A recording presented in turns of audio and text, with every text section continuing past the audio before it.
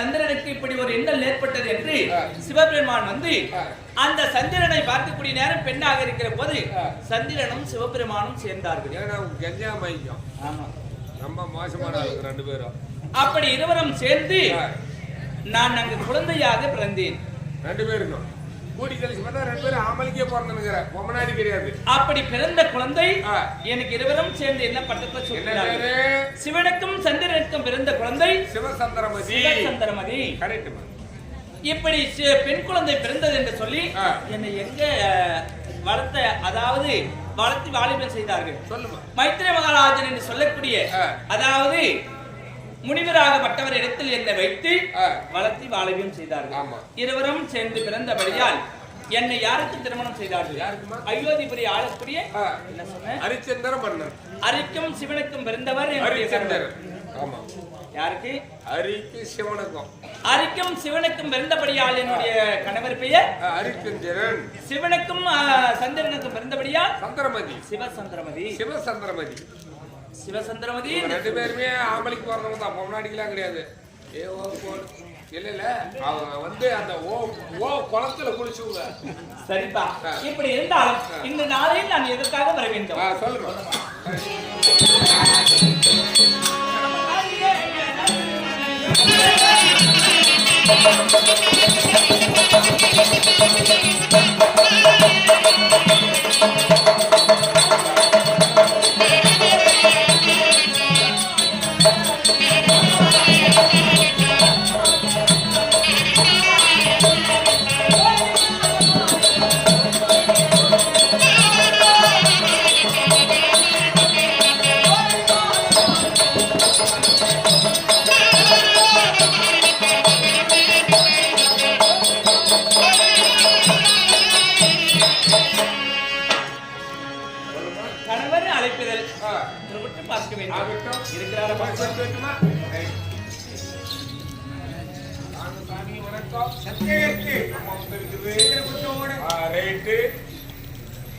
வரும்படி உத்தரவு போயிட்டீங்களாமா?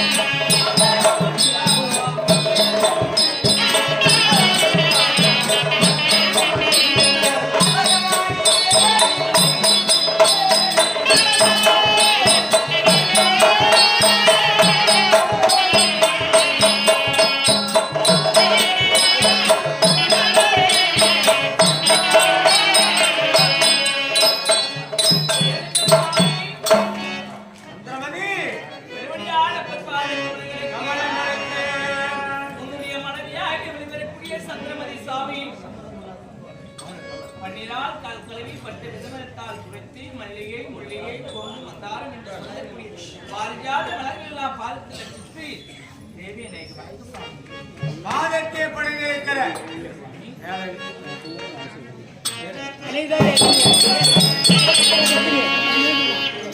என்னுடைய பாதத்தை உள்ளன்போடு பணிந்திருக்கிற மத்தாவுக்கு ஏற்ற பதிவிரதையானால் எக்காலமும் கூடி வாழலாம். ஒவ்வொரு பெண்களும் கற்போடு இருக்க வேண்டும் என்றுதான் எண்ணுகிறார்கள்.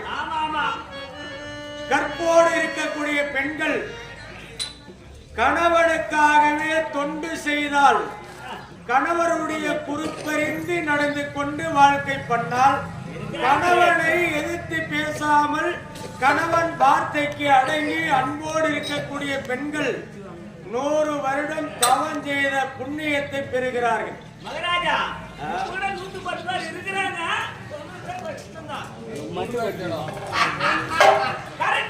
கேளுங்கள் சாமி. பெண்ணா பிறந்தால் பிறந்த வீடு சமம் கிடையாது ஐயா. சில காலம் வாழக்கூடியவள் பெண்மணியானவள் தாய் தந்தை வீட்டில் வாழக்கூடியவள். தாய் தந்தைக்கு கட்டுப்பட்டு வாழக்கூடிய பெண்மணி பிறந்த வீடு விட்டு திருமணம் என்று சொல்லக்கூடிய மாங்கலித்து தெரித்தால் கணவரை கண்கண்ட தெய்வமாக பாவிக்கக்கூடியவள். அப்படி கற்போடு இருக்கக்கூடிய தாய்மார்கள் வாழக்கூடிய நாடு. இந்த பாதத்தை பணிந்திருக்கிற சுபிட்சமாக மாங்கல்யத்துடன் மகராசியாக கற்புக்கரசியாக வாழ வேண்டி வாழ்த்திருக்கிறேன்.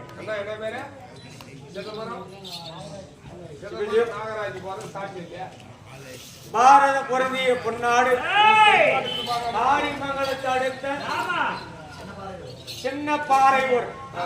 அவங்க விட்டாலே போய் 2-3 ஆட்டு ஆடிக்கிறப்பா. சென்னை பாரூர் சிதம்பரம் ஐயா அவர்களும்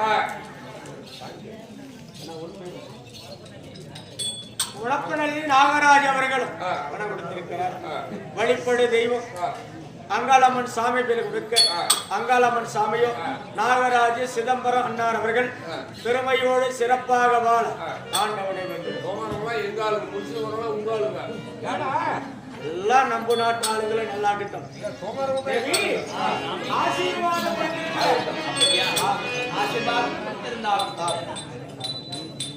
இந்த நாளில் அழைப்புகள் கொடுத்திருக்கிறாய். என்ன சமாச்சாரம் சாமி? அழைத்த காரணம் சொல்லவா?